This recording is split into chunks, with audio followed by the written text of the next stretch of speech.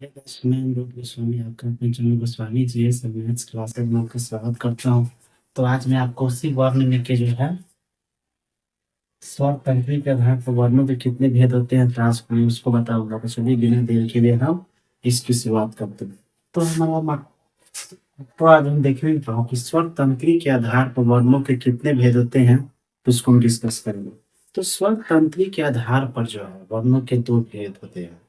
घोष वर्ण जिसको हम क्या बोलते हैं, सघोष वर्ण भी कहते हैं, और दूसरा अघोष वर्ण होता है। तो आज हम चलते हैं क्या, इसके आधार पर वर्ण के दो भेद होते हैं। पहला होता है घोष वर्ण या सघोष वर्ण, दूसरा हो जाएगा आपको अघोष वर्ण। ठीक है, तो इसके दो भेद होते हैं। तो इसको पहले एक एक करके हम देखेंगे। तो इसको पहले आप हेडिंग डालिए, तो हम चलते हैं घोष और सघोष पहले देखते हैं। ठीक है, तो होप वैसे आपने इसको हेडिंग लगा लिया होगा। सबसे पहले इसको हम देखते हैं क्या, इसके अंतर्गत इसके डिफिनेशन के तौर पर हम लोग उस चीज से हमारा मतलब नहीं होता है एग्जाम में। डिफिनेशन एग्जाम में चूंकि पूछता नहीं है, हमारा यहाँ डायरेक्ट कॉन्सेप्ट जानने से मतलब होता है कि हम किन वर्णों को जो है सघोष या घोष वर्ण कहते हैं, ये हमारा मतलब होता है।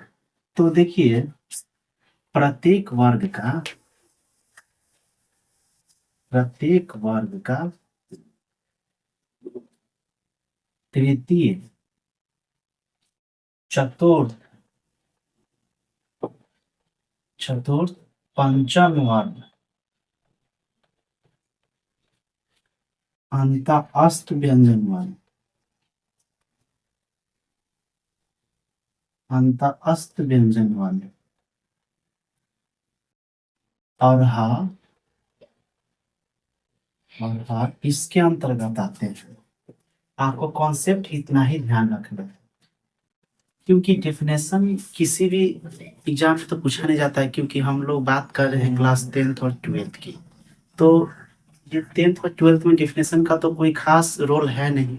तो हम लोग डायरेक्ट इस कॉन्सेप्ट को समझते हैं कि हम हमारे मान लीजिए एग्जाम्पल के थ्रू आ जाएगा कि घोष वर्ण इनमें से कौन है, का है, खा है, ग है, या इनमें से कोई नहीं। तो आपको ये पता होगा कि प्रत्येक वर्ग का तीसरा वर्ण, चौथा वर्ण और पांचवा वर्ण, क ख नहीं होगा क्योंकि पहला और दूसरा वर्ण है। ख नहीं होगा, क नहीं होगा, ग होगा। ग क्यों होगा? क्योंकि यह तृतीय वर्ण, तृतीय है और घोष वर्ण होता है। तो इस प्रकार से क्वेश्चन जो है आपके एग्जाम में पूछा जाता है। तो इसके अंदर इसके अंतर्गत आते हैं। तो अब हम देख लेते हैं क्या, कैसे समझेंगे इसको हम एग्जाम्पल के थ्रू। तो सबसे पहले इसको मिटा देते हैं साइड से। जैसे कि मैंने कहा कि इसके अंतर्गत आते हैं, जैसे प्रत्येक वर्ग में, जैसे मान लेते हैं क कोई वर्ग है, तो इसका प्रथम, सॉरी, इसका तृतीय, चतुर्थ और पंचम। तो क का क्या होता है? ग हो जाएगा, घ हो जाएगा और अंग हो जाएगा। क वर्ग में आप इसको हलंत के रूप में भी आप लिख सकते हैं, या नहीं लिखे बात कोई नहीं है। आपको वहां समझने से मतलब होना चाहिए। तो इसमें क्या आ जाएगा? ग, घ, अंग। अब वहीं अगर हम बात करें त वर्ग में, तो द आ जाएगा, ध आ जाएगा और न आ जाएगा। ठीक है, तो ये क्या है? तृतीय, चतुर्थ और पंचम वर्ण है, यानी त, थ, द, ध, न, यानी द, ध, न। ये तृतीय, चतुर्थ, पंचम आएगा। इसके अलावा इसमें अंत अस्त व्यंजन वर्ण आता है।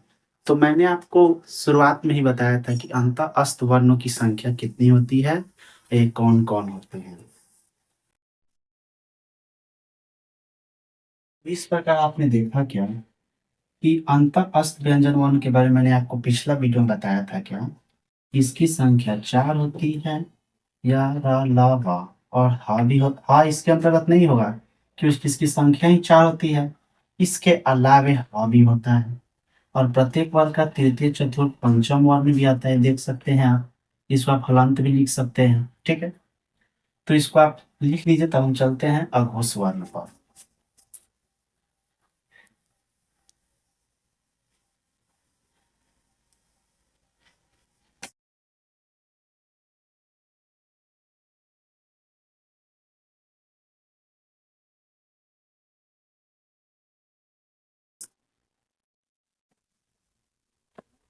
दूसरा था हमारा, दूसरा था क्या?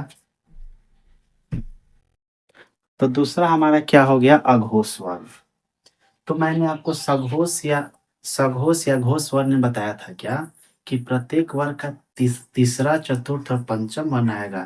तो बच कौन गया था? प्रथम और द्वितीय। तो इसमें हो जाएगा क्या कि इसके अंतर्गत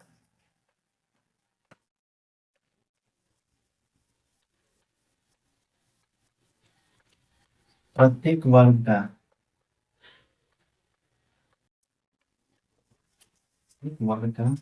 प्रथम, प्रत्येक वर्ग का प्रथम एवं द्वितीय वर्ण आते हैं।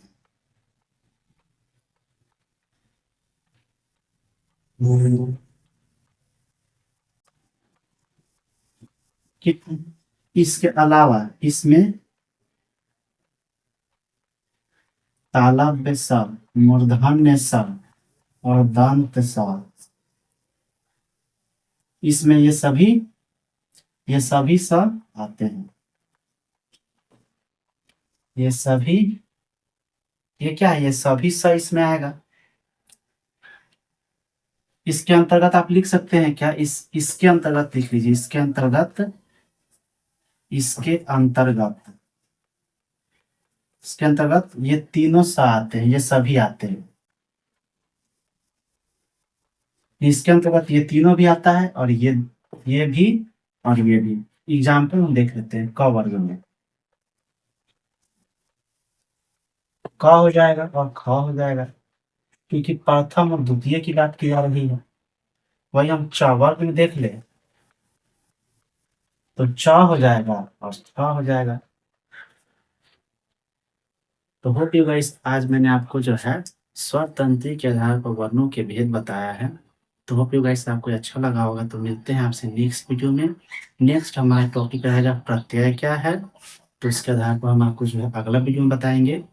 तो इसको आप लिख लीजिए और जो भी चैनल पर पहली बार आए हैं वो चैनल को सब्सक्राइब करें, ताकि जो भी वीडियो डालो उसका नोटिफिकेशन सबसे पहले आपके फोन पर। तो मिलते हैं नेक्स्ट वीडियो।